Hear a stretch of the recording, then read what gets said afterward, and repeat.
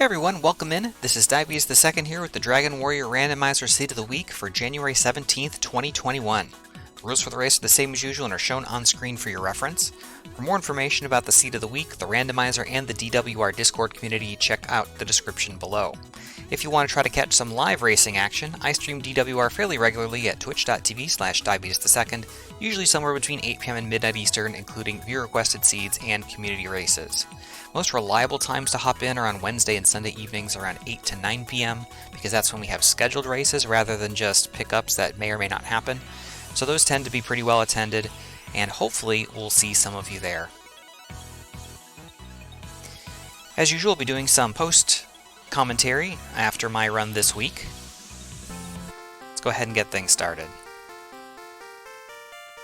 So the results of this week's race will be shown at the conclusion of the seed, and this week's flag set is pretty close to our standard flags, with a few features new to the Beta 496 release that we'll be testing out this week.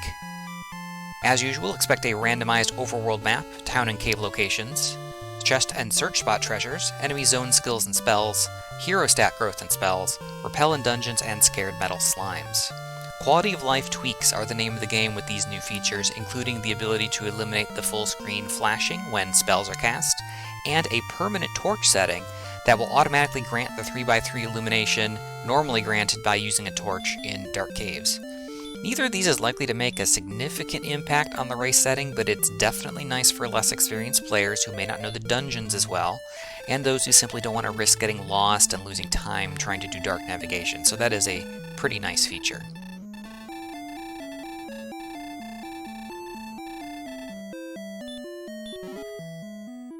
Alright, the Dragon Quest IV female hero finds a torch and an herb here. No spells, pretty good HP, not so much in the way of strength at this point.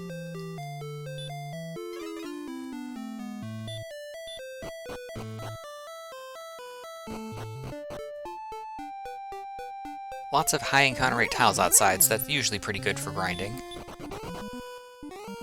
Magidrake is too strong for us. The hurt spell is going to make that even more so. 8 strength, really looking for things like slimes, red slimes, drakies. Oh, Poltergeist, that is not a Zone 0 enemy. So we'll have to adjust where we're walking here as we find the Diet Wombo combo. Sleep and hurt more from the Poltergeist. Doesn't look like something we'll be messing with here in the early game. Taking the opportunity here to save, probably with the idea that, you know, I might be dying a lot here. Resetting is faster than waiting through the little death chorus and then the conversation with the king.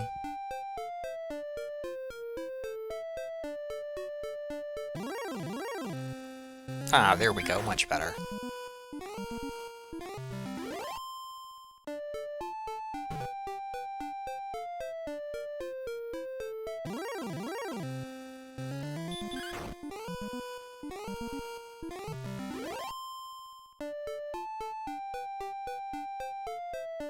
Another red slime, or slime, will give us level 2.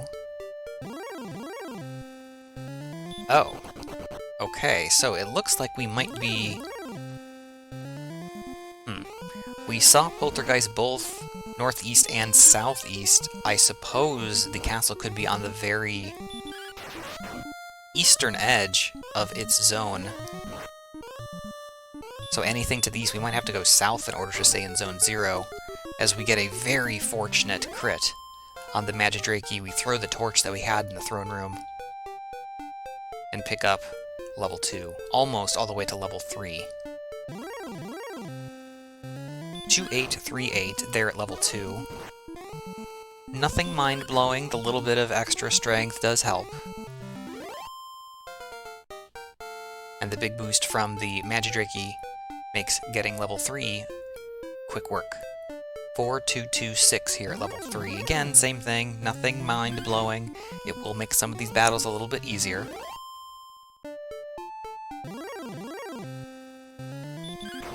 Ghosts now certainly on the menu as well.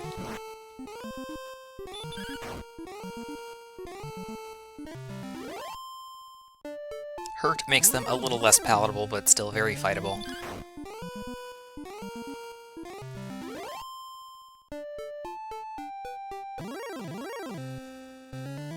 and warlocks here down to the southwest. So, based on that information, it's looking like the castle is in a relatively southeastern position in Zone 0. Which means there's not a lot of room for us to actually be in the zone. Perhaps even less than we thought.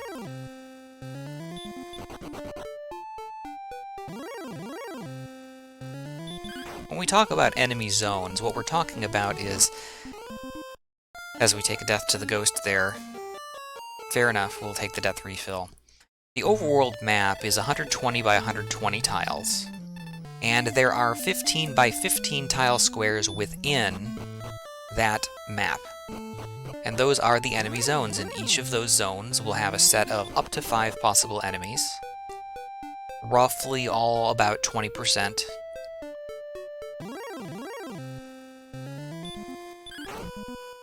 And those are scattered all throughout the map. So a total of 64 possible zones. Usually, you know, we're talking about 15 zones or so in the overworld that are all, you know, shuffled about. But we're guaranteed to have Tantagel Castle spawn in Zone 0, and that is limited to enemies that are only as strong as the Scorpion, which we see here, and we're going to try to plink this guy down. Unfortunately, the sleep spell is going to make that problematic, otherwise things were going pretty well. It's a little bit unlucky there. It's too bad. Scorpion's the highest value target in Zone 0.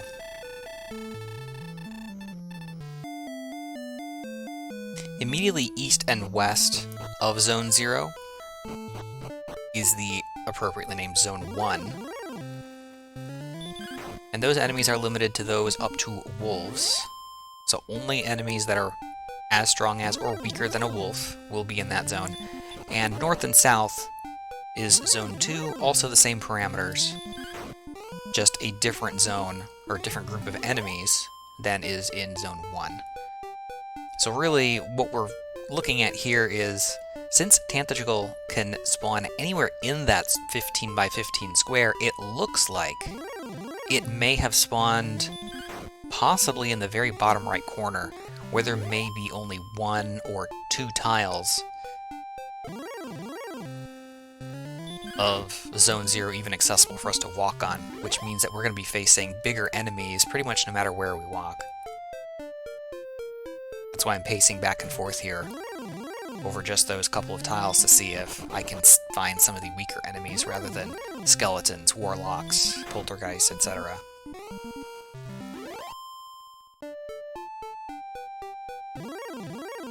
Seems to be working out okay. Slow and steady.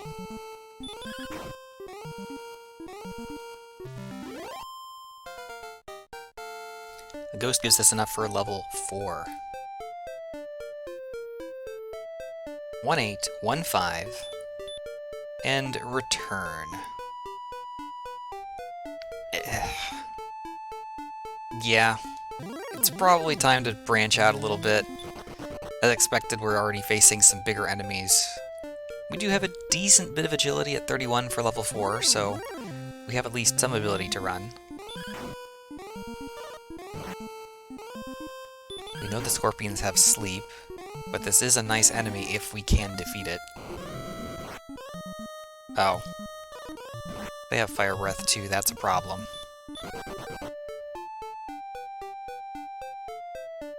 Ah, we have a cave here to the southeast. It's the staff turn-in. Helpful once we have the Silver Harp, but not anything that we can really take advantage of right now, as we encounter the Wraith, and the Wraith sends us back to the castle. So, nothing in the immediate vicinity. It seems like there's not much to the southeast. We can go to the northeast. There's a lot of swamp there, but if we can get across it, maybe there's something in the swamp. Or we'll just get back to the grind, trying out these different tiles to see if we can exactly define the zone parameters. And again, it seems that even 1 tile east of the castle is out of the home zone.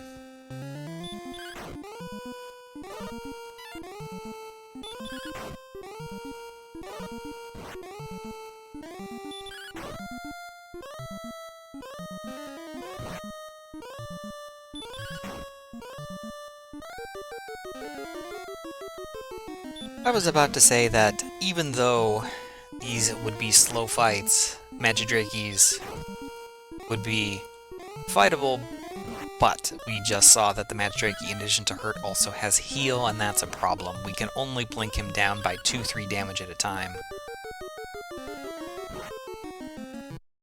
Hurt is too much, and we just can't reliably kill them, so that's another enemy really off the list. We're kind of left with slimes, red slimes, and ghosts that we've seen. I think we've also seen a magician. But that's it. That's not great.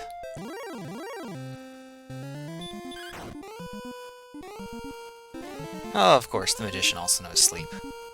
And hurt.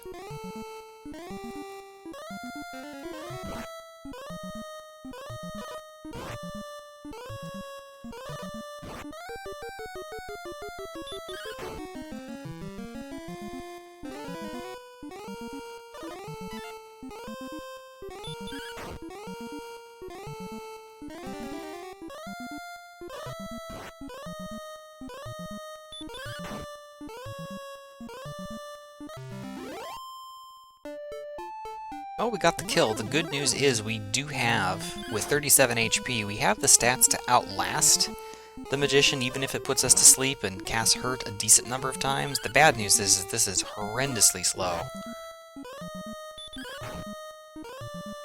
I haven't really found a good alternative, though, so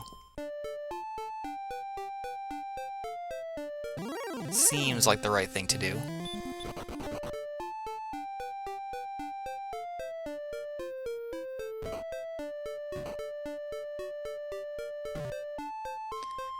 Trying to push the boundaries out here as best as I can, and just not finding anything.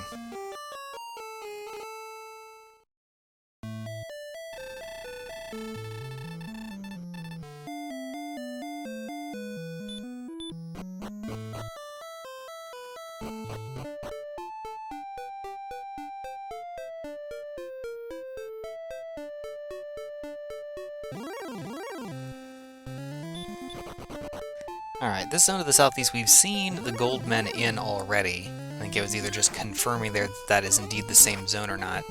Appears that it is. Realizing warlocks are also still too strong. Next level at 82 experience points, that's some combination of things like 4 magicians, 8 ghosts,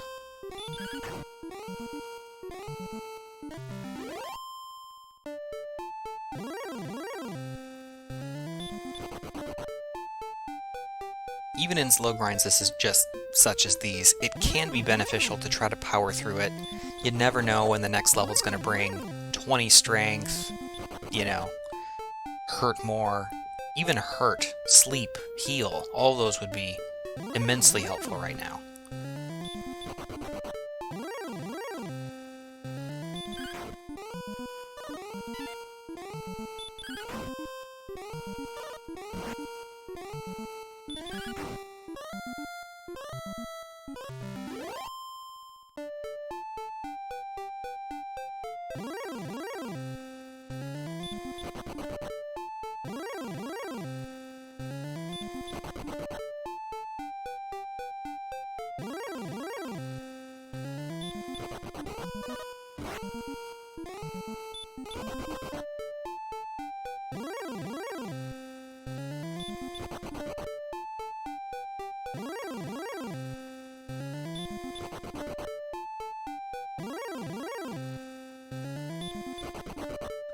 Finding another new enemy in this zone here to the southeast in the Wyvern. Again, far too strong for us right now. That's a potential high-value target very near to home. The Wraith as well, once we do pick up some offense. Trying to make another breakout. This is actually a really valuable zone. Wyverns, Wraiths, Spectres. The Gold Men are a bit of a downer. This time we'll try to go south of this mountain range and find the Axe Knight. The Axe Knight has no interest in us crossing this desert.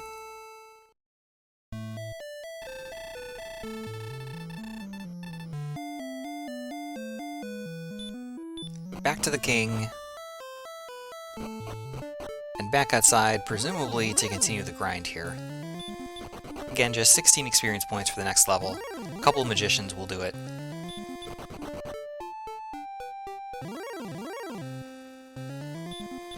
Could potentially try for a Magidrake, see if it maybe has a low percentage chance to cast the heal spell. We've really only gotten one down into healing range once. So it's feasible to consider trying that.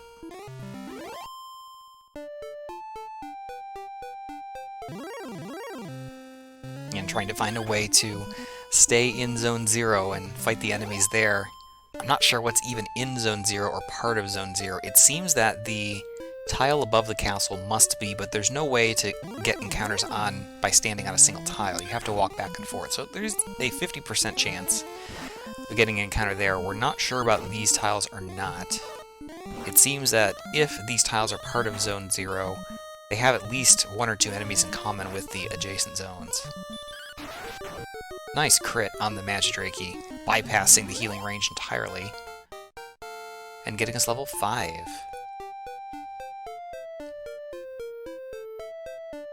Two 10, 3/2, spell, Radiant.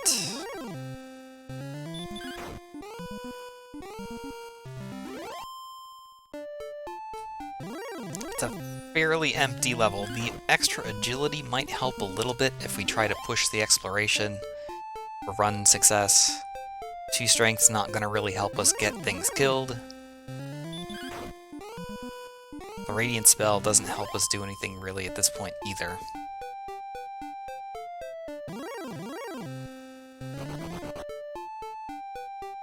And now those levels really start to spread out a little bit. Next level not till 165 experience, we would effectively need to double what we've accrued over the first 15.5 minutes of this seed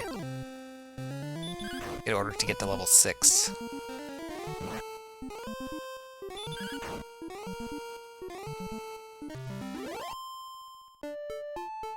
Looks like for the moment, though, I'm dedicated to grinding it out. We've proven already that we can defeat Magidrakes.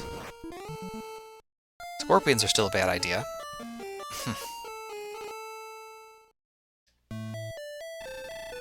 But that does refill our HP. With our extra agility, maybe we'll try to explore a little bit further this time. We have a couple of options. We've not seen great results, but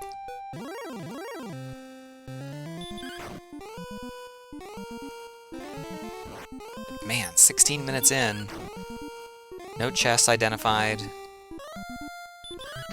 no key items, no important spells, no equipment, no towns, nothing. Just a very slow and annoying grind.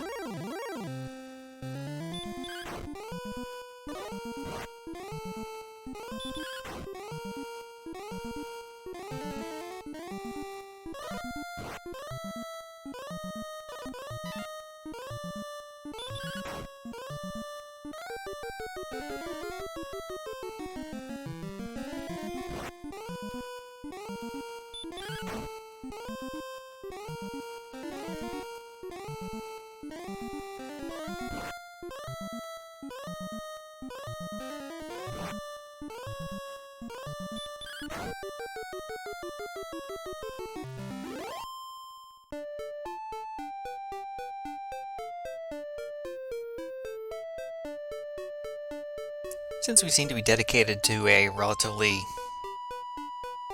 unexciting grind here at the moment, it has been suggested to me that I try to interject or introduce a little bit of, I don't know, conversation or things into these, especially in the ones that tend to go a little bit longer where there's very easily identifiable things going on screen, and I've been trying to think of possible topics. And one thing that's come up recently in some of my Twitch streams is the way we pronounce a lot of the things that we see in these games.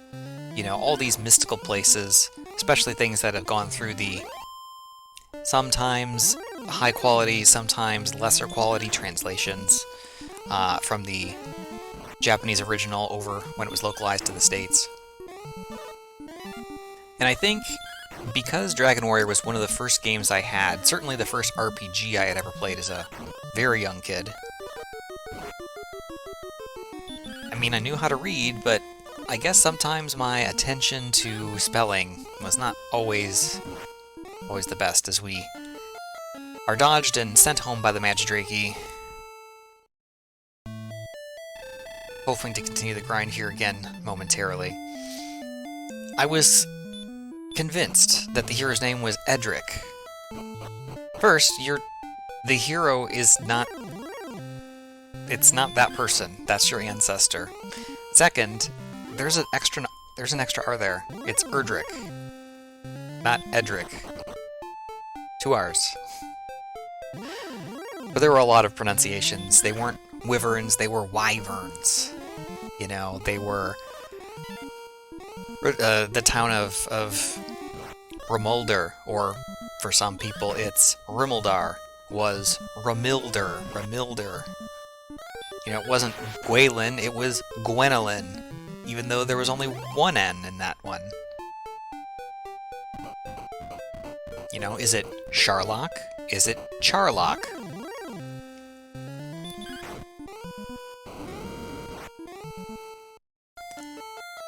Nothing here to the northeast through the swamp, just a fire-breathing skeleton. More death and destruction. Pretty much a good summary of this seed so far.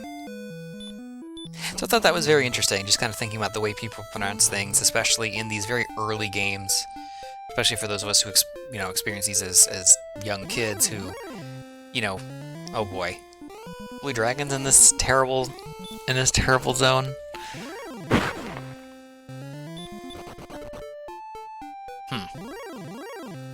Not fun.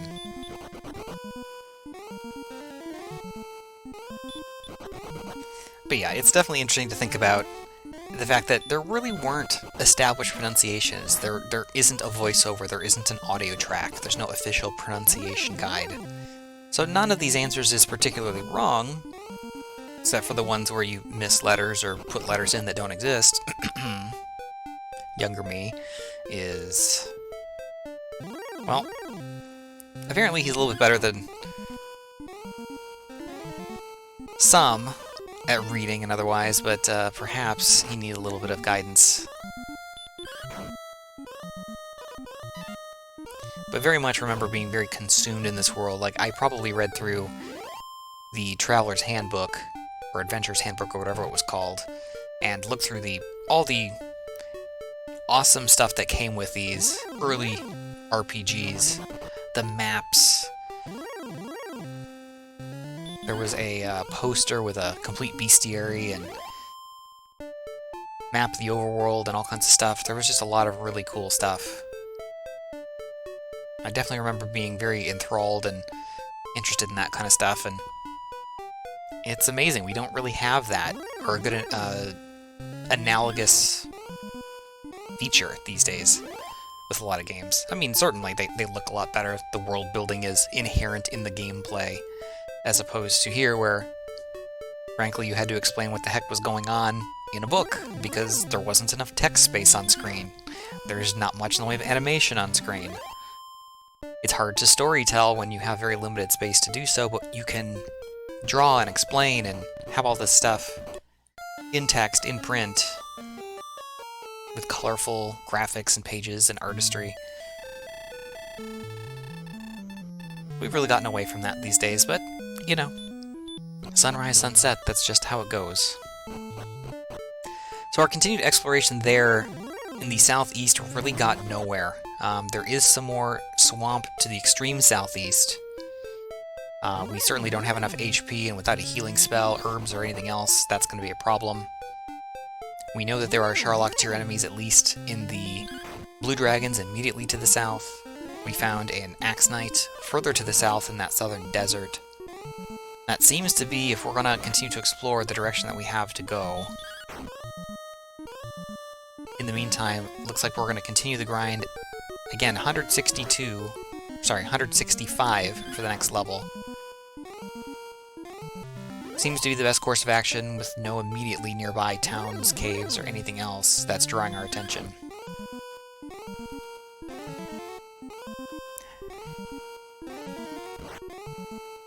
Pretty sure that attack on the Poltergeist was kind of an autopilot mistake. Things would sleep and hurt more probably shouldn't be messing with 40 HP and no means to defend yourself.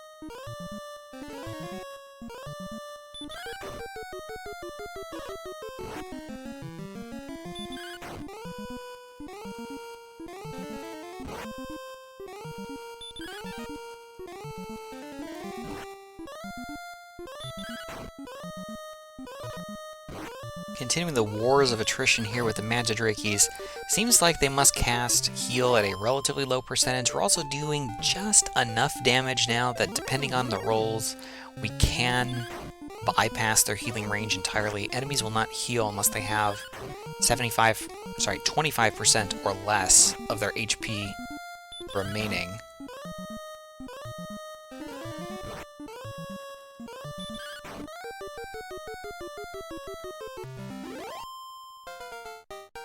Alright, the 1 HP survival, we get the kill for level 6, very clutch. 2, 1, 2, 0, spell, heal.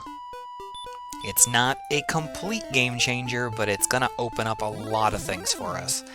The fact that we only have 19 strength means we can't fight stuff that's too big, particularly things that can do a lot of damage. For example, we've seen the skeletons with Fire Breath, we've seen the poltergeist with Hurt More.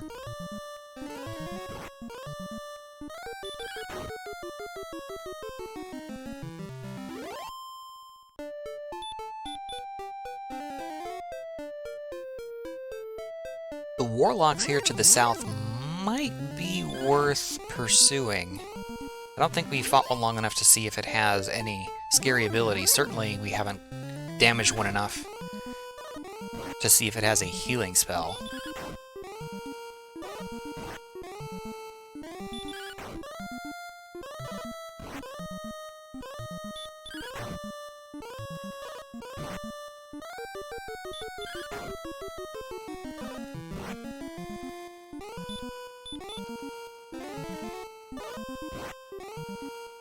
I'm kind of seeing on display here the no screen flashing for spells. You will see, if an enemy casts, you will see the enemy sprite flash. But when the hero casts, we do not see the full screen, you know, kind of like light gray / white screen flashing. When we die, we still do see the red tinted full screen flash, but again, that's very limited, and hopefully we're not seeing that too much over the course of a seed. But I think especially in seeds where we're casting a ton of spells, whether it's fights like this where we're casting heal a lot, if hurt is our best offensive option, let's say early in the game we're going to be casting hurt a lot in battle, it does make a difference.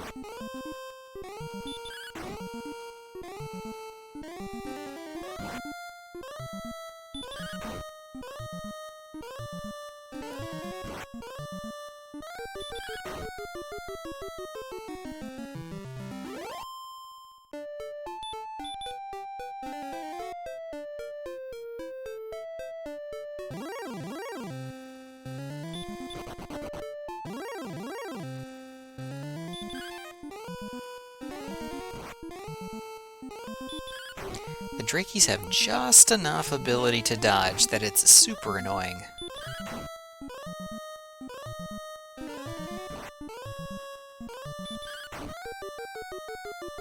You survived long enough to take this one out, though, and you see how much quicker we got the last 60-70 experience points versus the prior, just by having that healing spell and being able to take out some bigger enemies. Alright, strategic death refill here. Easiest, fastest way to pick up our HP and MP. Don't really care about the gold, we don't have very much, and nowhere to spend it. So effectively, that's a 80-something cost in-trip.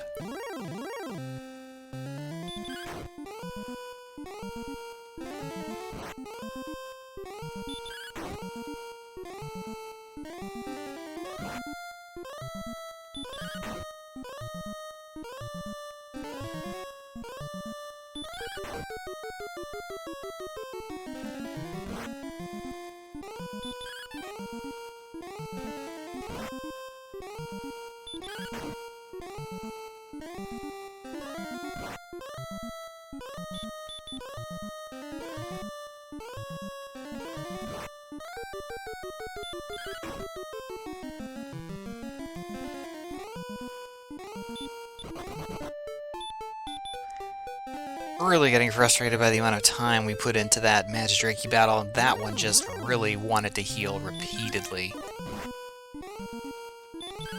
I still think it's the right call to continue to fight them when we do encounter them, but definitely we are looking for the Warlocks here in this zone.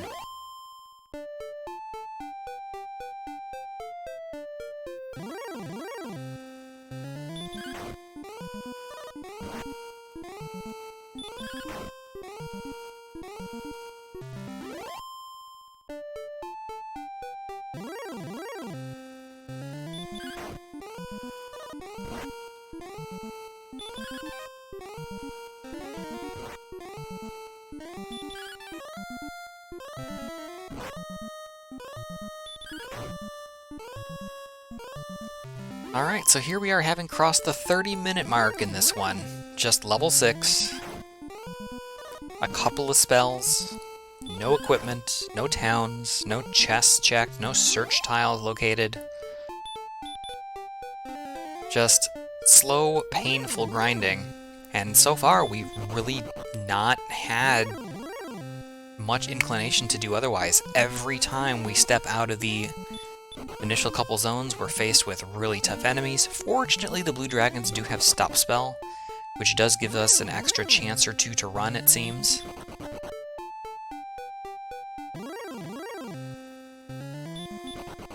Definitely not strong enough to fight the wraiths or wyverns at this point. Probably not the specters either. We just can't do quite enough damage to them, especially when you're crossing that with how much damage we'll be doing to them, which is at most 1 to 2, but probably 0 to 1. Now that we have a little bit of healing spell, we can try to explore a little bit further down here. Still nothing through this desert.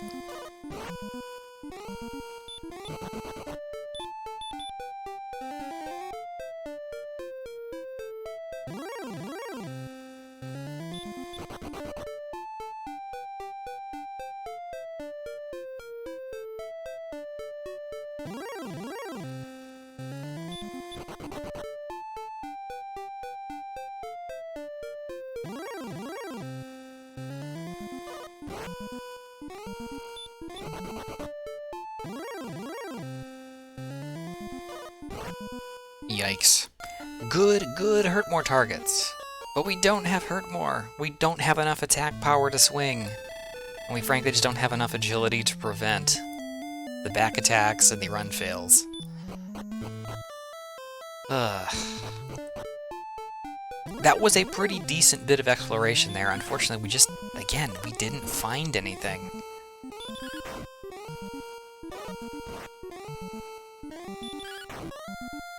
We only need to kill like 3 more warlocks to hit level 7, so it looks like at least I happen to run into one. I think it's probably the right play to sit tight, see if level 7's the breakout level. We've been hoping that each level is the one.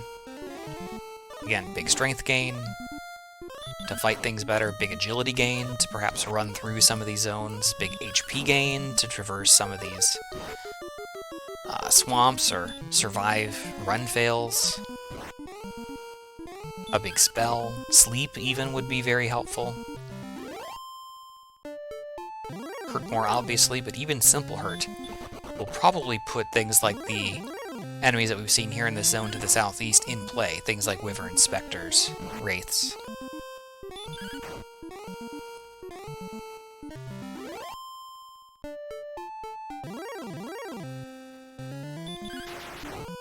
Nice crit there against the warlock.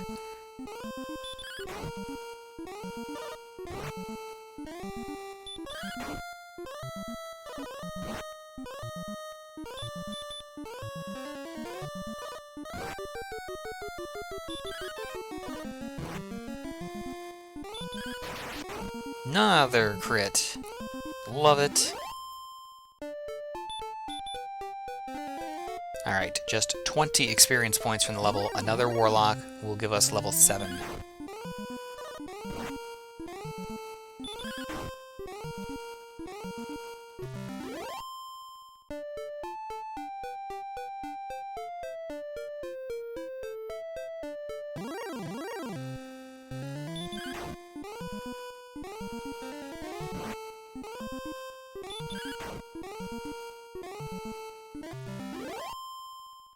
Alright, now a Magidrake will be enough.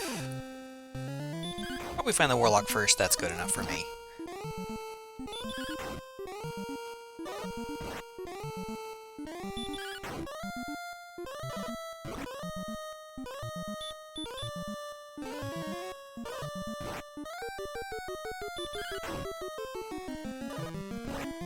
We haven't had too many seeds that have been as slow and grindy at the outset as this one has been. It does happen on occasion. Usually there's something that's going to help you break out by this point. Any of the things that we talked about. A big stat level, a big spell gain, a lucky, exploration find.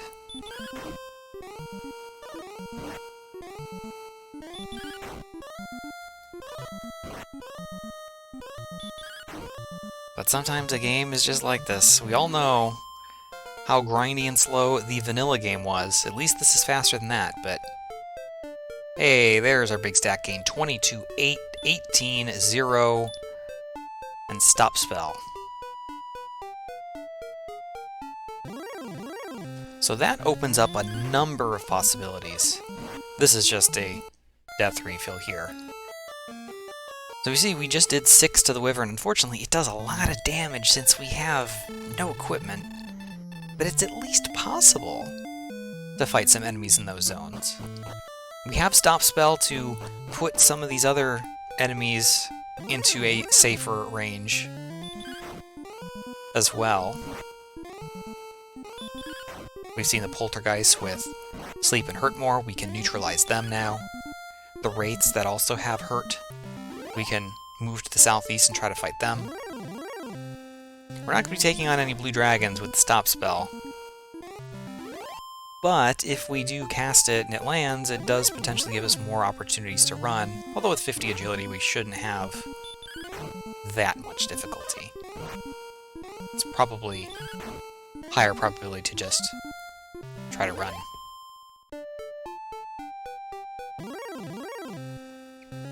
You can also see how much faster these Warlock battles are going to go. 2-3 swings as opposed to, 7-8. Next level at 600 experience points.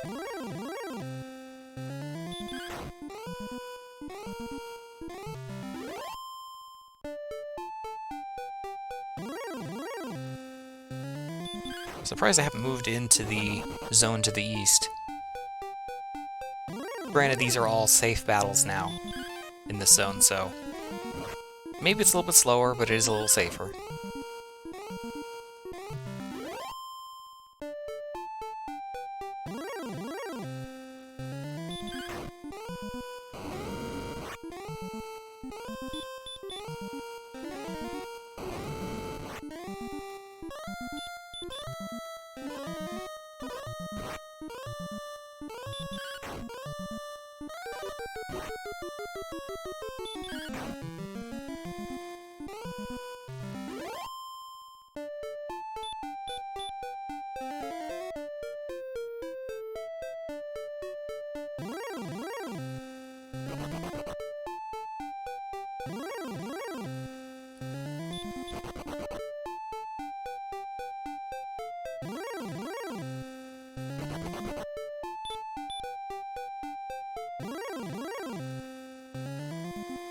I think checking to see if I had learned the Repel spell. The ghosts and red slimes are not giving us much benefit anyway at this point. If they're going to waste our time by running away, then we could try to avoid those encounters, but we do not have Repel.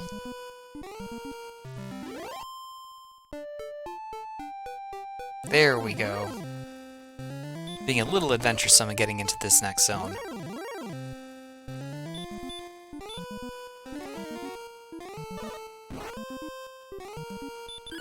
Yeah, these won't be fast fights. But if we can really neuter the damage that we're taking here from the wraiths by casting Stop Spell, you know, again, it's low risk, we have healing, we can heal more than he can damage even if he attacks us every time. Ooh, wraiths also have heal more, even more important that we use the Stop Spell. And look how much they're worth, 42 experience points. 2 more of those gets us level 8.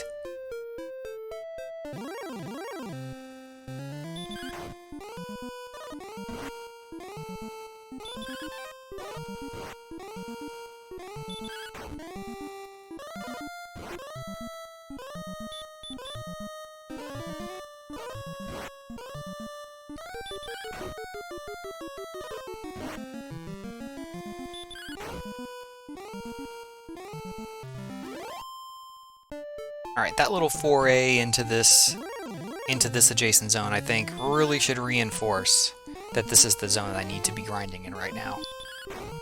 Trying to take a death refill here on the blue dragon, but it just keeps casting Stop Spell. Oh, it has hurt too. If we happen to find these somewhere on one of the trap tiles, potentially even this zone, this could be a potential grind in the end game. The gold men are a little bit frustrating. But blue dragons are not going to be doing much damage overall, especially once we pick up Erdrick's armor and are no longer susceptible to Stop Spell.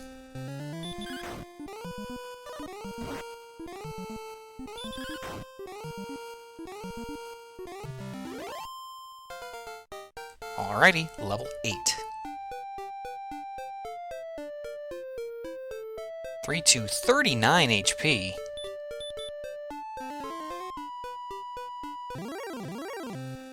Only a couple of MP, so we still don't have that much healing, but it's... Geez, with 99 HP, that continues to open up possibilities. We have 52 agility. We could try to push the exploration. It's hard, though, because I think this zone is still feasible. I mean, not so much when the wyverns consistently roll on the high end of their damage range, but, you know, relatively speaking. You know, 373 for the level is, you know, like 8 kills in that zone.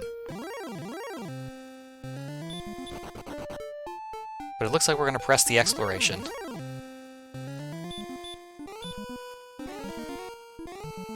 Perhaps buy ourselves some time to run with the Stop Spell. Ran first try anyway.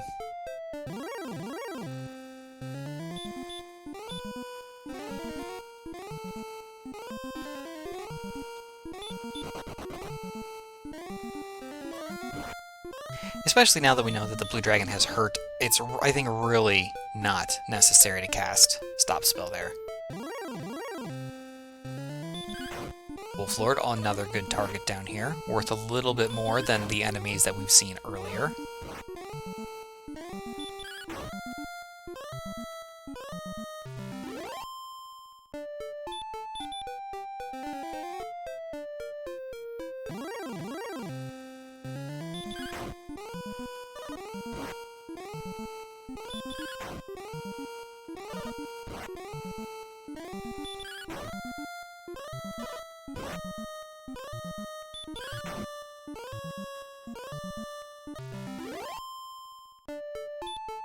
Taking the fights the game is giving us, these are enemies that are fightable. Clearly the battles are winnable, and we're just racking up XP. See if we can find some more of them. Game has decided encounter rate. What's that? Ooh, Stone Man. Too big.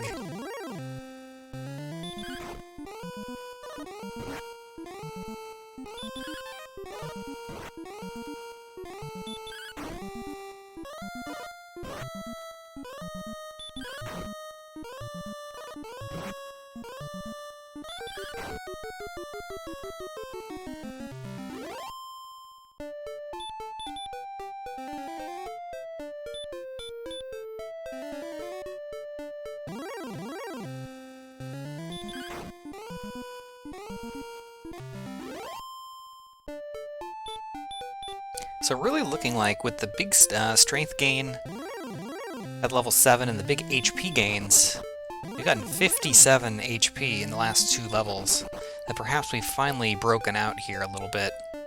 We can continue exploration as we do find a cave here. This cave is the Stones of Sunlight Cave. Freebie chest is a cursed belt. First chest of the game, 44.5 minutes in. And it's a perfect find for this seed. Alright, dead end here further to the southwest. We can try to go to the east or we can go to the north.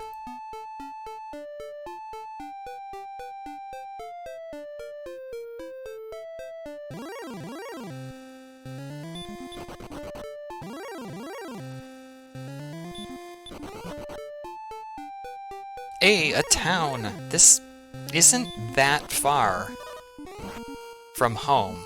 We died in the desert just to the east of here to an Axe Knight earlier. It's the town of Cole. Search spot, equipment shop, search tile. I can feel the long pause in the recording. Erdrick's Sword. Massive pickup. Really close to home, but we just couldn't get here sooner.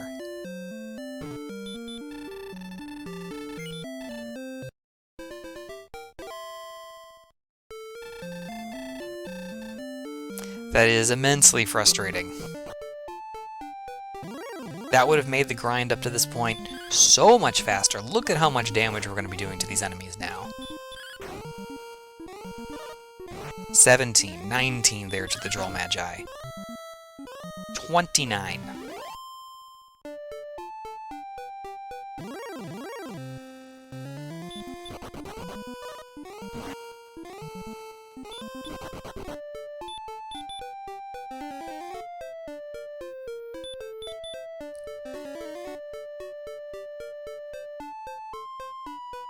There's Charlotte Castle there to the northwest. That might go through. Hard to see from here. Looks like we'll go to the south first. We find the Wraith. We know that those are definitely fightable. They do have heal more though, so stop spell would be a good idea. Or we could just two-shot it. Fair enough.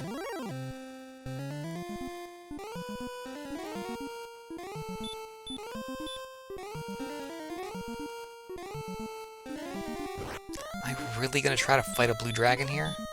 I mean, they seem to be super high propensity to cast stop spell and hurt. We have enough attack power to do a decent bit of damage. It's still gonna be 7-8 attacks.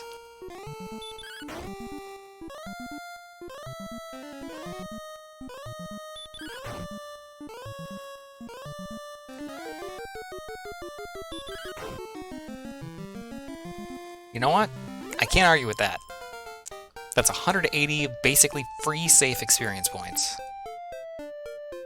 Oh, 9, 9, 3, 10, 11, spell.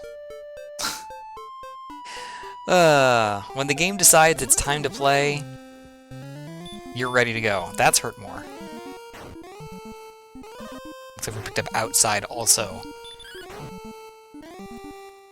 So 44 minutes of nonsense grinding, and then the game says, okay, let's go. Alright, next we find Hawksness. I mean, we've got one hurt more cast left. We could try to at least get to the tile and see what it is. Got the Golem here. Druidlord would be nice. I want to try to save the hurt more. We get run blocked and sent home. So we don't get a chance to see here in Hawksness what is on the spike tile. But now, again, Erdrick's Sword, we've got hurt more. all those problems that we had earlier with exploration, they're not resolved because our defense is still terrible. We have no equipment to our name. But we have much bigger ability, even with only 34 MP, to at least make our way out to coal. If we want to grind more, we can. We're certainly not sitting on so much strength that we're worried that we're ready to go win the game anytime soon. But at the same time, you know, we've checked one chest, one search tile in 50 minutes.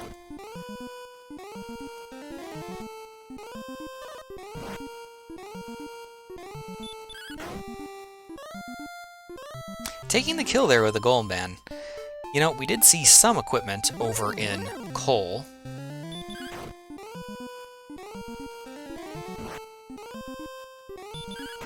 I don't think we saw anything too dramatic, but we did see, I believe, a half plate, full plate that we couldn't afford the first time through.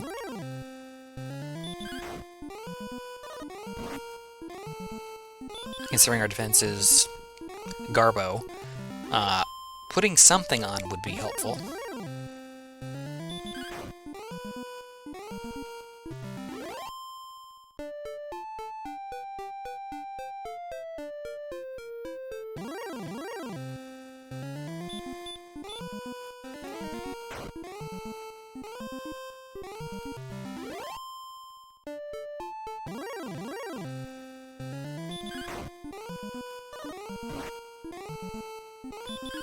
Trying to ration out the Hurtmores here a little bit, just because our MP isn't great. Meanwhile, level 10, 0155. Didn't check the spell. Big thing we'd be looking for now is heal more, especially with an HP total in the triple digits. Yeah, we died in the middle of that desert. We were less than a screen away from finding coal. 12, 14 minutes in. That's pretty depressing.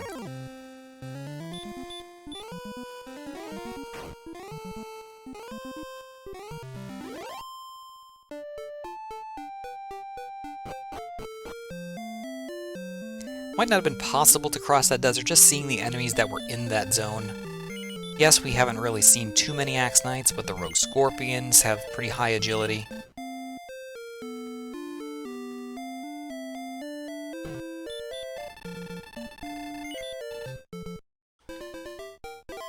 The Wolf Lords would have been tough to get away from again, same thing at the very low levels that we were. But once we hit, what was it, level 5, and we picked up a good chunk of agility, it's not impossible that we could have made that crossing significantly earlier than we did. So maybe we're playing from behind, it's hard to say. It definitely feels like it. Head over to the west side of town here and fill up on herbs, probably pick up a dragon scale as well.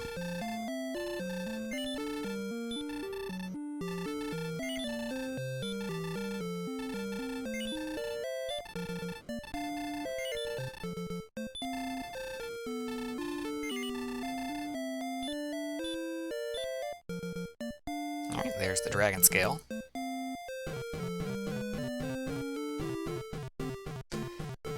And this guy, if he would kindly get out of the way, we could leave town and get back on the exploration grind.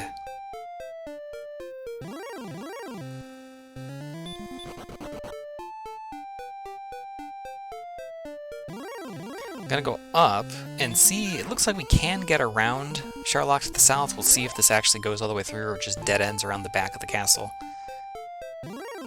Alternatively, we could head back into Hawksness and see if we can take out whatever's on the spike tile there, if we could find Erdrick's armor. If it happens to be an Axe Knight or something with a very good, quick grind, that would also be a potential place to go right now.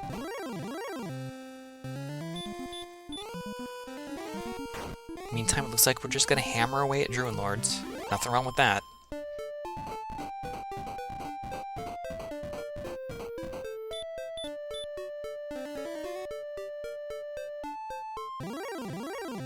Does go through, and we do have a cave.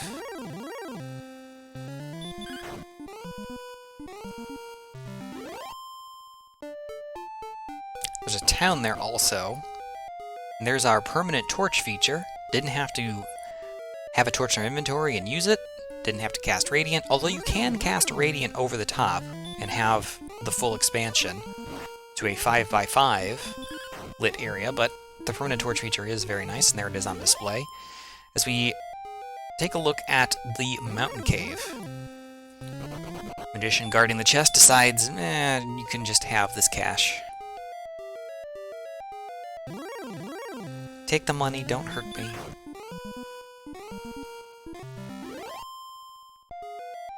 So 4 more chests here downstairs. Still looking for the armor, all 3 of our quest items.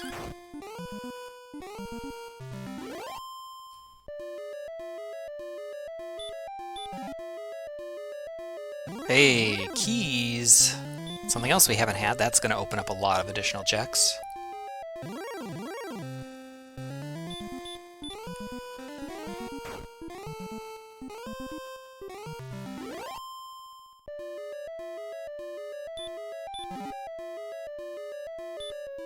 Alright, there's the torch, the fighter's ring. Fighter's ring good for 2 additional attack power.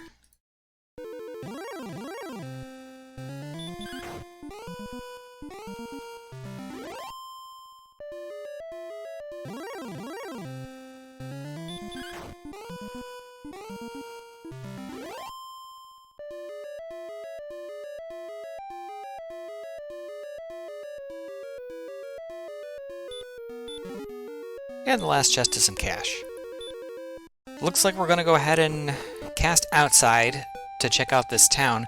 We could have sought out a death refill, see if there was a gold grind in the castle, but we didn't really see anything that we were interested in gold grinding for as we go outside and find that this is Cantlin.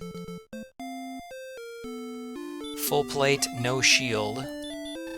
Since we did find the key, we can check this middle shop and get a full complement of keys here in Cantlin. It also means that we can check for coordinates here as well.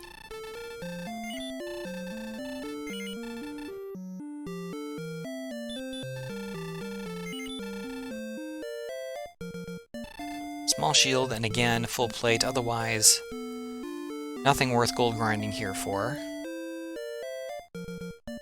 Skip though on the small shield. A lot of times, it's funny, I will very often pick up a dragon scale for 2 defense, but skip the small shield, which is worth 4. I don't really have a good explanation for that. I guess it's just kind of force of habit.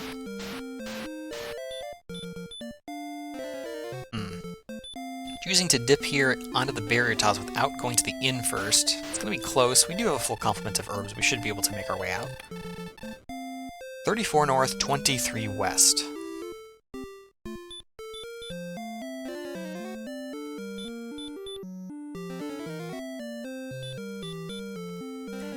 Probably going to be pretty difficult to count that.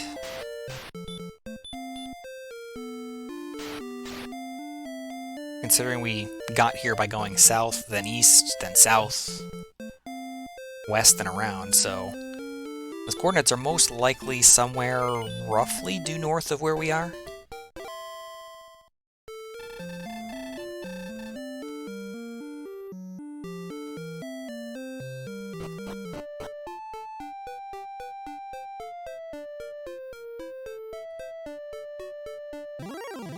Heading in that direction, it looks like. We could try to, get over to the edge of, a coastline here to the east, see if we can see the castle, or if we can see, something identifiable over there that we can count from, that we know is over near the castle. There's another town.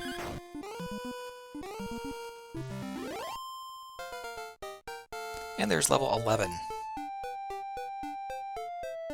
17 power, 10 agility, 19 MP.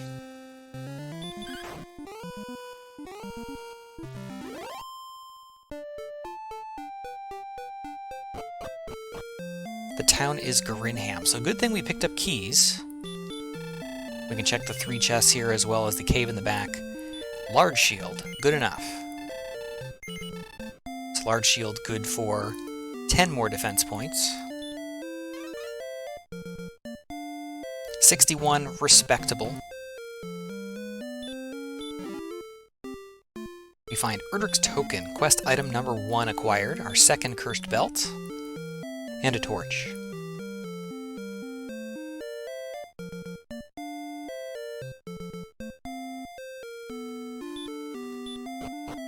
In the back, we have the Rainbow Drop Turn-In. So we have found the jerk, we are just not ready for his services. Still need to find the Stones of Sunlight, and we still need to find the harp. Turn that in for the Staff of Rain, which we've already found that turn-in cave. It's relatively close to home.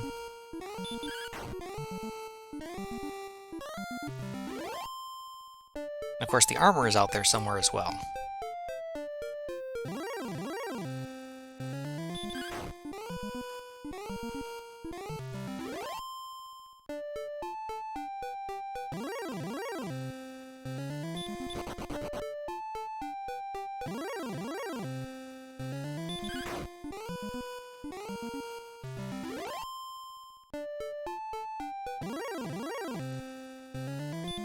Alright, a couple of options there from Garinham. We could have gone more due north, west. It looks like we decided to go east. We're kind of hugging the coastline here.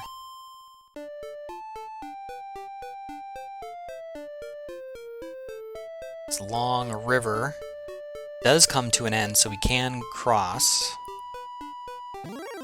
Probably pausing to take some notes on the land there. Forgot to light up keys. Let's go ahead and light those up on the tracker.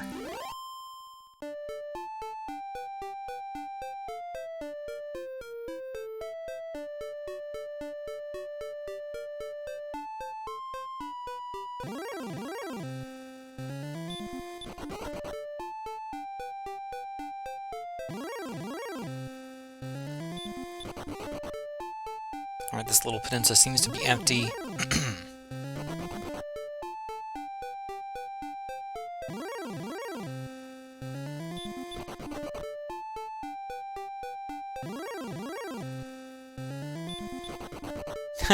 I think we found Zone 0, and it's over here across the water. Okay, that right there to the south. I'm virtually certain that is the area northeast of the castle. I'm not sure if I've not recognized it, because I didn't really seem to try to take a note of exactly where that is. But that is definitely the area. Ooh, Goldmen. We know they have sleep, and it turns out they have the full Wombo combo. Fortunately, we probably won't be fighting any of them. We grabbed one earlier for half plate money. You're probably lucky to get that kill based on what we've seen. Yeah, I see just that one tile there, and then we see a couple of tiles of hills or mountains over there, and I'm not sure if I've just, like, not recognized the area, or... So theoretically, we could count across the water here.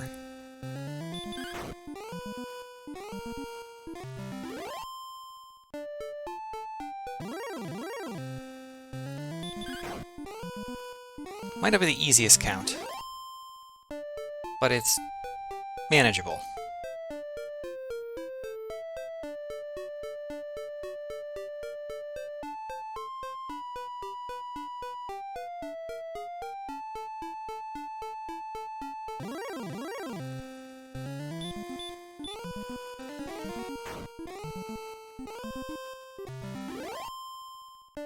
Continuing to throw Hurtmoors out, continuing the exploration, stuff, lots of things to look for and check. We've full cleared the mountain cave, and we've dipped into the Stones of Sunlight chest. The chest in the back of Greenham, but we've yet to find the grave. We have the tablet cave still. We'll have a chest once we find Remolder. We know of the Cantlin coordinates. We also know where Hawk's Nest is, but have not checked the search tile there. Alright.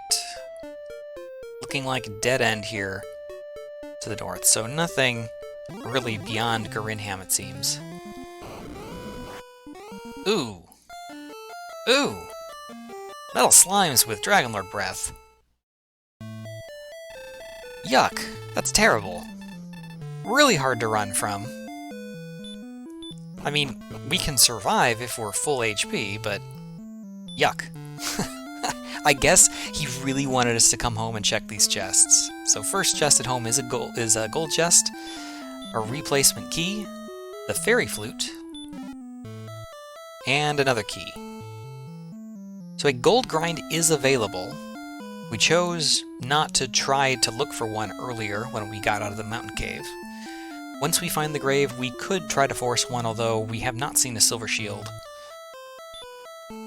Full plate would only be a minor upgrade, so I don't think it's likely to happen, although it's not impossible. Alright, let's head into the basement and see what's here. Swamp South. So we've got the search tile, not the search tile, the spike tile enemy. And if we choose to rescue the princess, which, if I don't want to try to count across the water, might be worth doing while I'm here.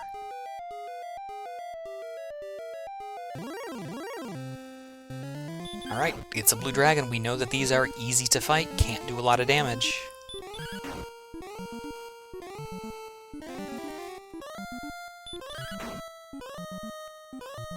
We are susceptible to the stop spell because of the lack of Erdrick's armor, but we do have coin flip resistance regardless. And since they also have hurt, as long as we go in decently healed up, I don't think we can really lose those battles. So we are going to make the play to rescue the princess here. I like the idea. Ooh, critical dodge there from the wyvern. Never feels good. 3% chance to crit, 3% chance to dodge. Add it up. It's a low percentage.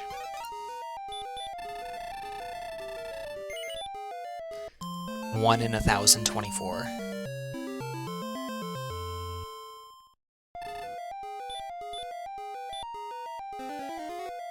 Alright, we'll take the princess outside. Do we explore with her, or do we return her right away?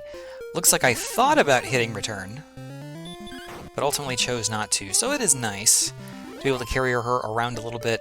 We'll do the exploration here on the other continent. If we get into any sort of danger, we can just get out.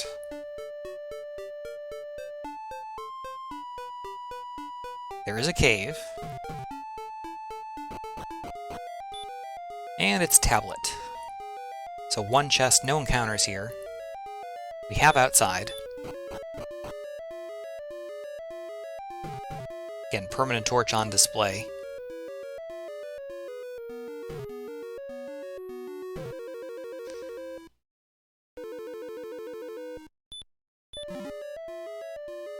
Thou hast found the herb.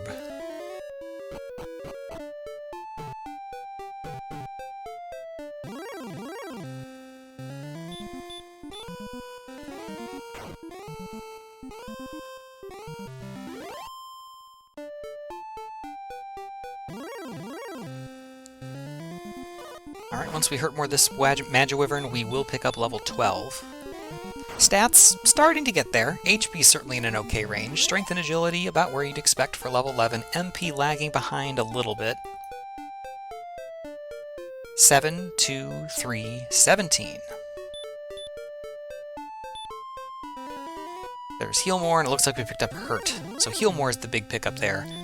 It's going to make exploration a lot safer. It's also starting to push us into a range where we're getting pretty close to readiness for Dragon Lord fight, stat-wise, so we should probably hurry up with the exploration here. Again, still 2 quest items and Erdrick's armor to find. A number of locations still unfound.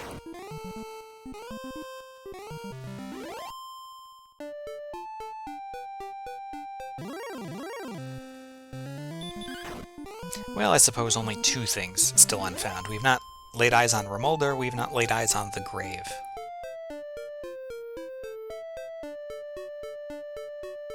Will one of them be here?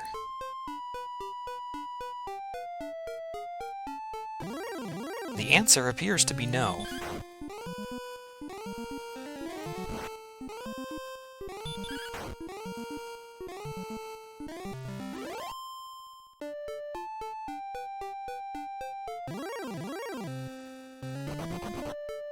Probably see a quick cast of return here momentarily. There it is.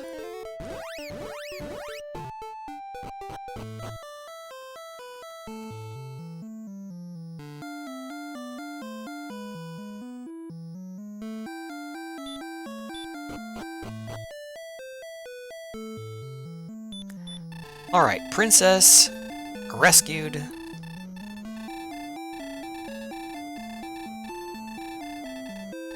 So things we still need to do. We know where Hawksness is. We can go check the search tile there. We have the overworld coordinates. We know where those are. We have Gwaelin's Love to more easily be able to locate them. We still have to find Remolder, we still have to find the grave. So among all that, 8 checks to make. Definitely going to find the 2 quest items there, possibly also Erdrick's Armor. Also still outstanding is the Death Necklace. Considering our HP and the fact that we're going to need more levels, looking like if we pick up at least 12 HP over the course of the next however many levels we need, that we're going to be in Death Necklace territory HP, so probably a good idea to seek that out also. More fizzled, second one connects. Probably stop over in coal, fill up, and get back out.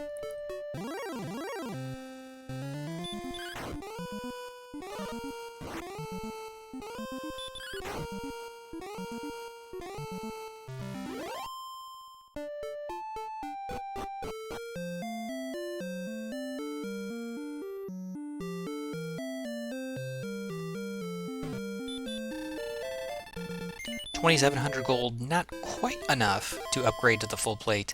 For 8 extra defense points, probably not worth it. We're going to be picking up Erdrick's Armor, we hope, relatively soon anyway. There is also the possibility that Sherlock is what is guarding Erdrick's Armor, but as long as we don't take a death refill here at any point, we will have that amount of gold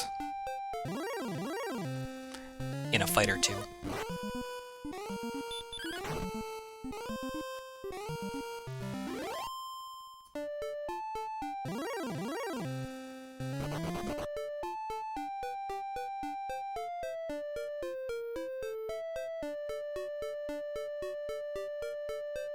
Alright, looks like we're headed to Hawksness. So we saw blue dragons in the Swamp Cave. Pretty reasonable grind, they really can't do much in the way of damage. We do have Hurt more though, and an Axe Knight would probably be faster. Armored Knights are worth about the same as a blue dragon, 172 versus 180. But we'll be burning resources faster, so probably only the Axe Knight is a better opportunity as the Metal Slime leaves us with 1 HP before booking it, saying, oh no, I didn't one-shot you, I'm out.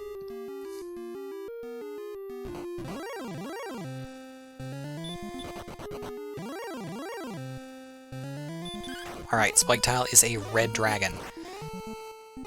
We have good attack power, we have heal more.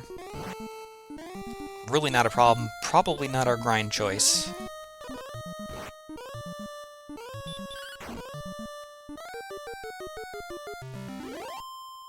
They are worth 75 more experience per kill, as we find the Silver Harp.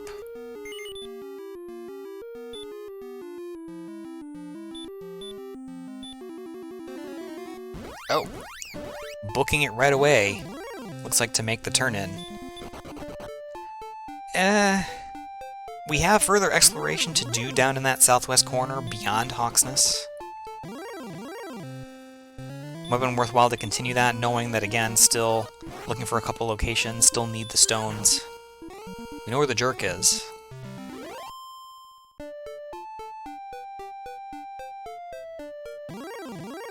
Now, if we already had all 3 items and we were looking for the Rainbow Drop turn-in, that's different. As we pick up level 13 here.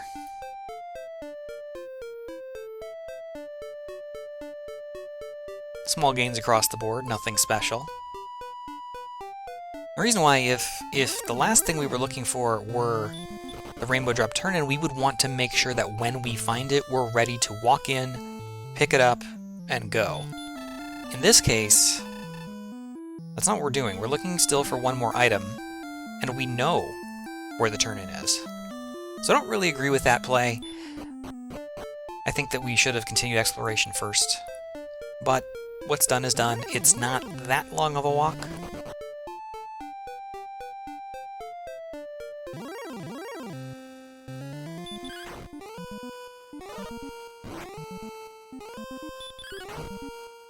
Really feeling like a repel would be a nice spell to have at this point. We know the blue dragons are going to be pushovers. We are finding good hurt more targets throughout, but we've also faced a lot of garbage here on the overworld. And all these encounters are just taking time.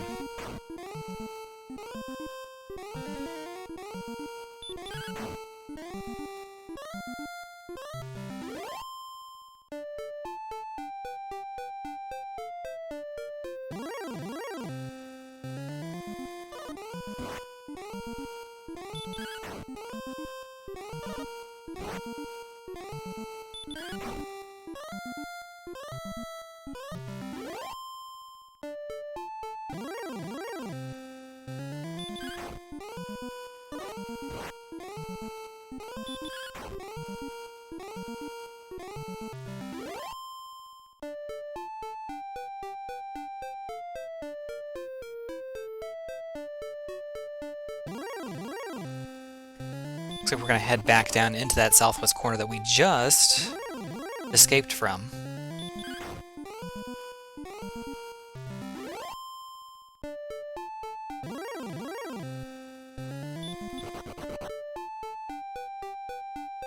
Continuing to fight every worthwhile enemy we face along the way, but again, lots of just not worthwhile enemies.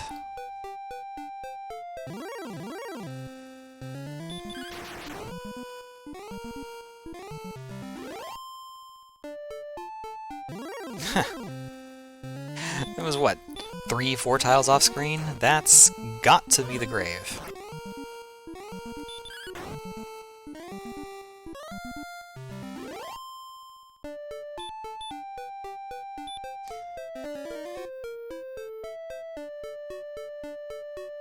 And it's a dead end too, so Remolder's not down here, but 5 chests in the grave. 3 up top, 2 are a much longer trip.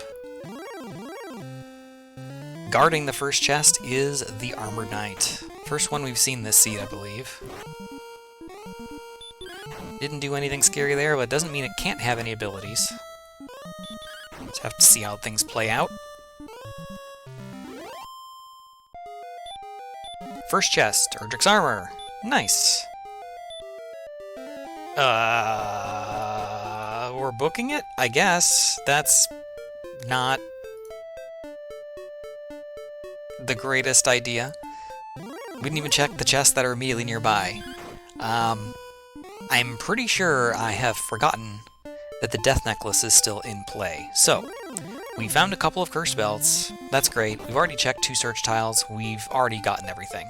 No problem there. We know that we have coordinates, and 1 of 7 items can be on those coordinate tile. We have the stones, the harp, the token, Erdrick's Sword, Erdrick's Armor, the Fairy Flute, or the Death Necklace. We know something is there, and we've picked up 5 of the 7 items. The problem is 1 is required, the other is optional, but frankly, based on our stats, might be nice to have. So I probably should have checked at least the 2 adjacent chests.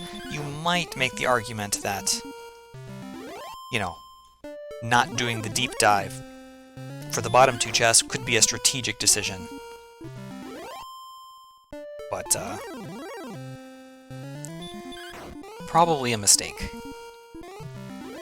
We'll see if it costs us a lot or a little here.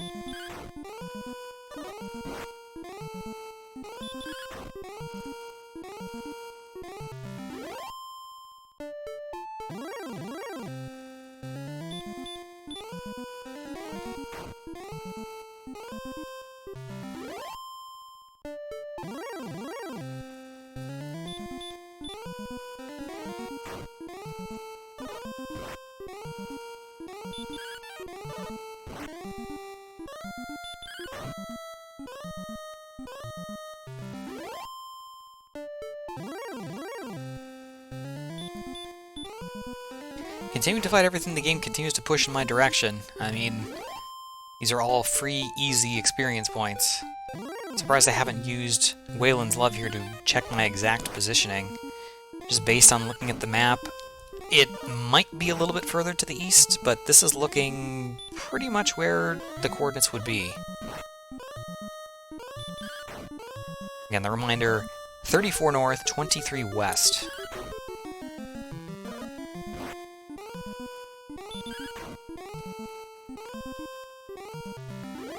Take out the red dragon, we're just over 100 experience points from the next level. Actually, just under. 14 south, 37 west. A little bit further, we're almost there.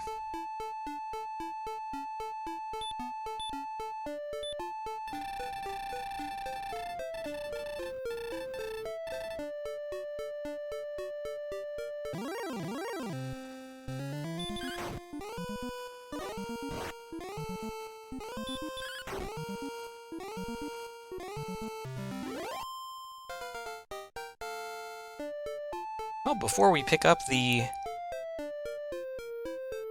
search tile item, we have another level. It's another decent bit of HP. Death Necklace is looking pretty good if we can find it. As soon as we find out what's here on the tile, we'll talk about some Dragon Lord math. Apparently I can't count small numbers. Probably should check Waylon's Love again.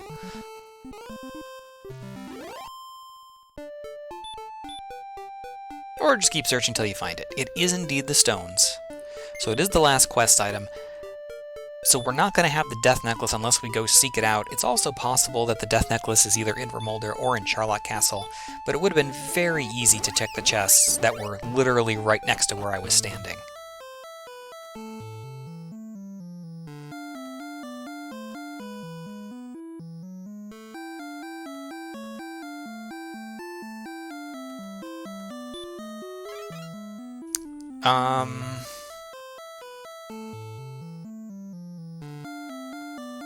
Grind time. Interesting choice. I wasn't that far from the Jerk Cave. I was a little bit to the northeast of Garinham, and the Jerk is in the back. It's fine. We can use Garinham as a jumping off point. We probably could just heal up in Cole or Cantlin, I suppose. Cole would probably be the easy choice.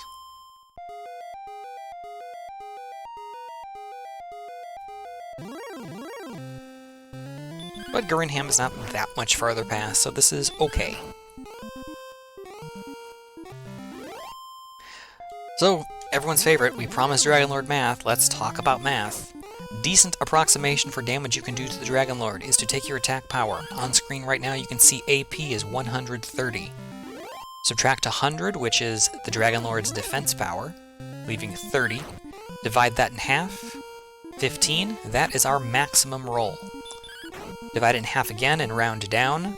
That is our minimum roll, so that's 7. So we can do 7 to 15 damage per attack to the Dragon Lord. That's 11 per swing. DL2 has, in Randomizer, between 150 and 165 max HP. At 11 per swing, that's 14 to 15 attacks.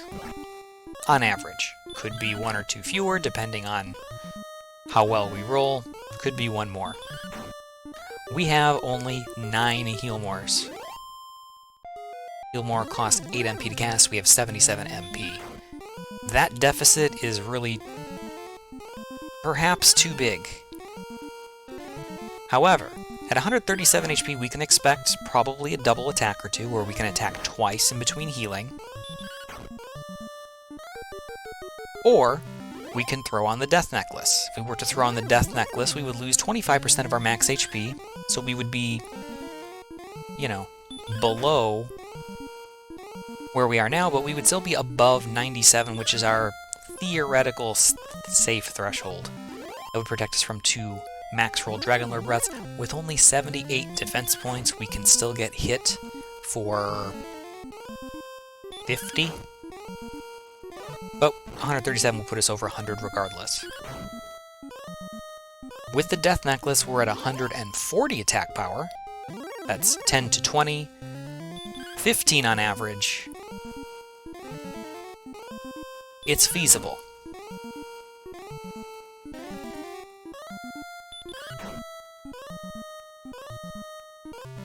$15 on average puts us in the 10 to 11 attacks to win. With 9 heal more, the numbers do add up so that they would be doable. You know, I could make a play for it right now. I think the thing that's holding me back is the lack of MP and the marginal agility with low defense. If I had a silver shield, I think I would probably go ahead and make the play here. The problem is if I run into anything in Charlock that gives me difficulty, if I run into red dragons, armored knights, I know that I'm not going to be able to run very easily from them, and even losing 1 heal more probably puts this out of range. 1, 4, 9, 2 at level 15. We also learned Repel.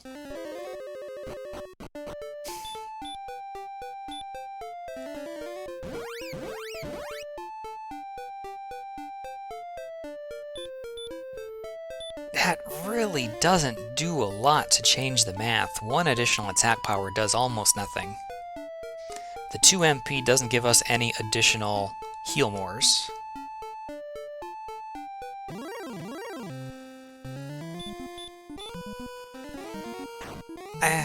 It's about the same as where it was. The extra HP gives us a little bit more to work with post-Death Necklace, although we don't have the Death Necklace. Looks like I'm still fighting things as I'm walking here.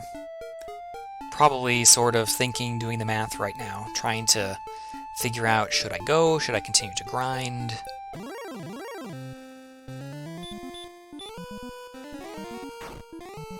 You know, should I dive and grind? You know, if I'm faced with lots of red dragons or armored knights, maybe I'll fight my way through, pick up level 16 on the way. Hopefully we get enough strength to compensate for perhaps a burned heal more or two.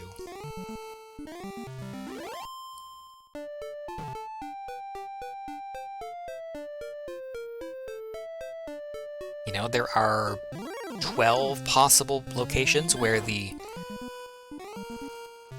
Death Necklace could be. We have the 4 remaining chests in the grave, we have the chest in Remulder, which we never found. Then the 7 chests in Charlock. We can, you know, play the odds game and say, well, there's a 7 in 12 chance that the Death Necklace is there.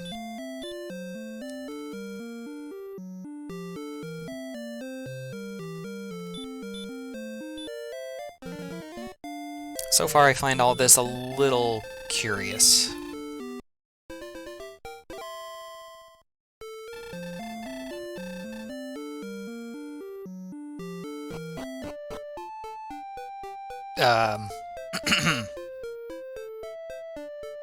I think you forgot something.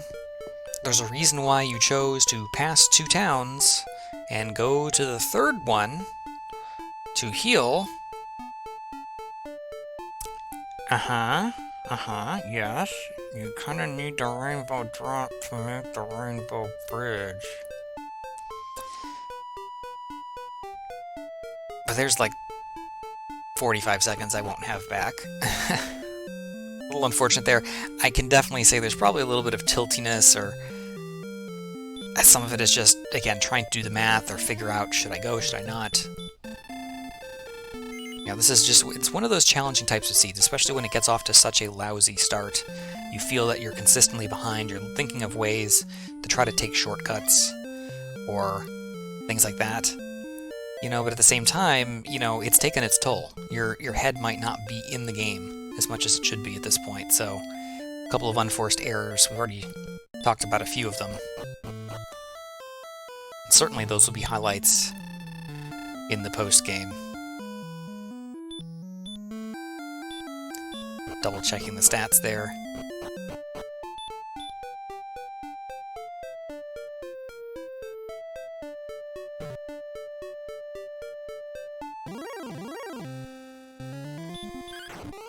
Alright, looks like the dive and grind is going to be the approach here. I don't think that's the best call. Especially when the thing lacking is MP. We're probably more likely to pick up MP than we are to pick up any other stat. You know, there is kind of an established growth curve that eventually you'll sort of end up plus or minus and close to, and we're definitely behind on the MP as opposed to anything else. I wouldn't be surprised by a big MP gain in the next level, although you never know. Maybe the big MP gain is level 17 or 20. Regardless, we've used the Rainbow Drop, we've built the Rainbow Bridge, entered Charlock, and are ready to dive.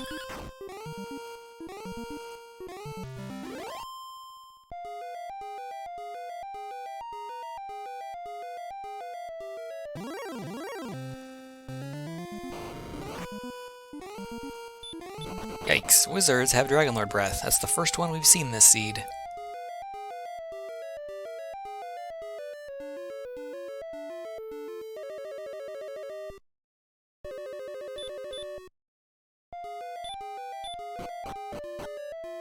Permanent Torch coming in handy. Again, we're not having to do dark navigation. It might seem like,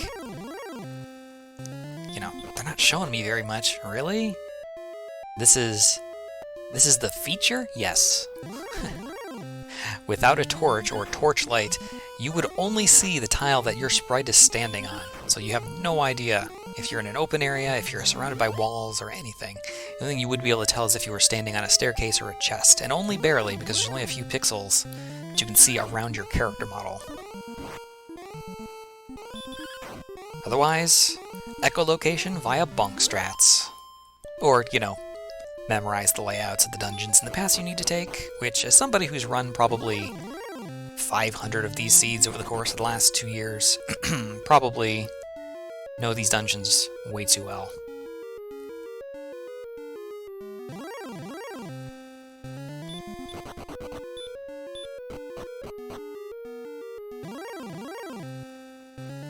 Alright, midway through the second zone here, we found our first more dangerous enemy here with the Armored Knight. Looks like the plan is to fight through.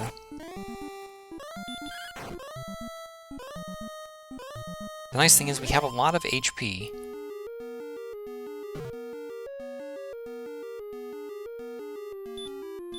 So we can afford to take those fights, take a bit of damage, heal, walk it off.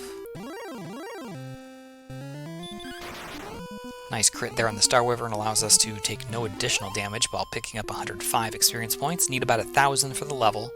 It's probably on the average roughly 8 additional kills, depending on the things that I fight.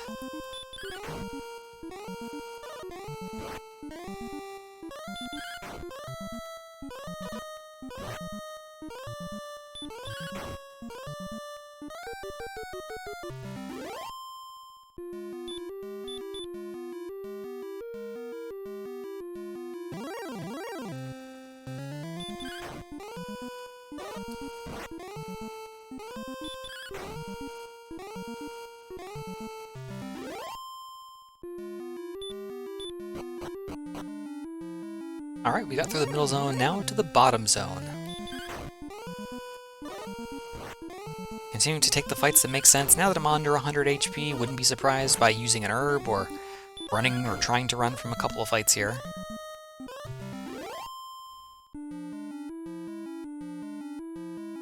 Try to build that HP back up with the heal walking.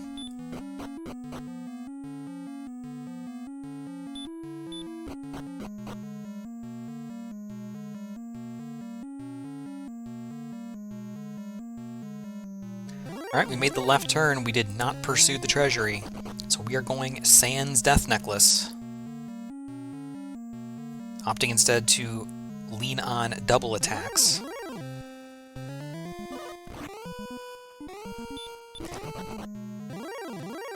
So looking at the numbers here, 131 attack power. That's 11 damage on average. 14-ish attacks to win.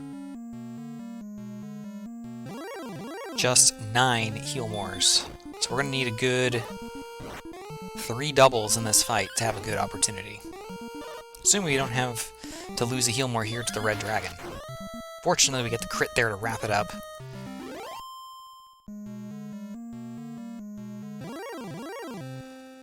Bit of a risky walk here at only 60-something HP.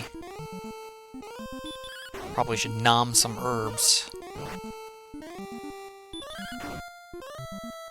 Really would like to not burn a heal more here, although with Over 100 HP gone wouldn't be the worst idea. You're not wasting any of it. We eat 3 herbs, we'll heal walk, and probably look to pick off another couple of enemies to get level 16. Hoping again for a strength gain more than anything.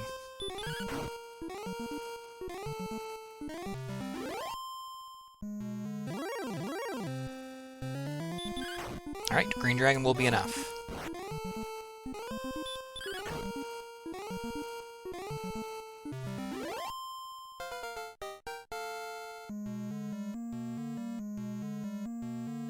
One strength, 1 agility, 3 HP, and there's the MP boost. The only thing that we can't actually take advantage of without going outside and rediving Sharlock entirely, so that would have put us up to 11 heal mores and make this a much easier fight.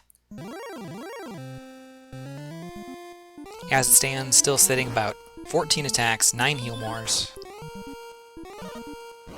relying on the chances for double attacks.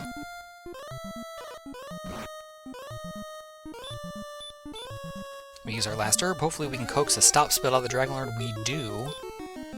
We also have a couple of extra MP we can afford to cast heal, but we get a hurt more, so no luck there. Going into the fight, 114 HP. It's going to be close, we'll see. We get first strike. That's helpful. Opening with 10 damage as we take 49. 26.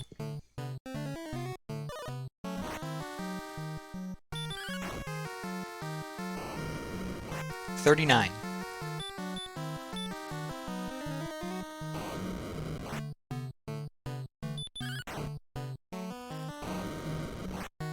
54.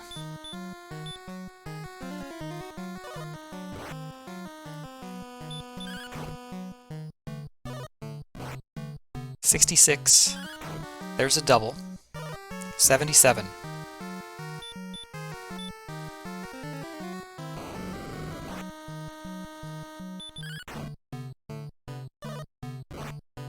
89.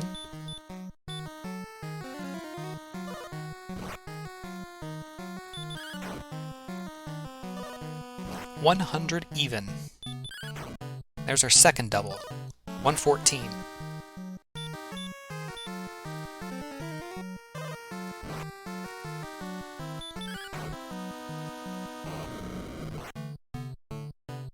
123.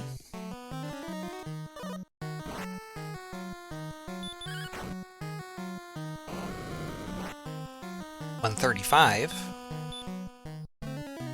Given the numbers right now, I don't need to take a risk at 46.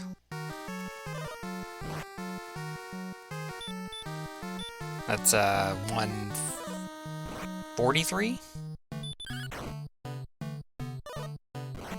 155.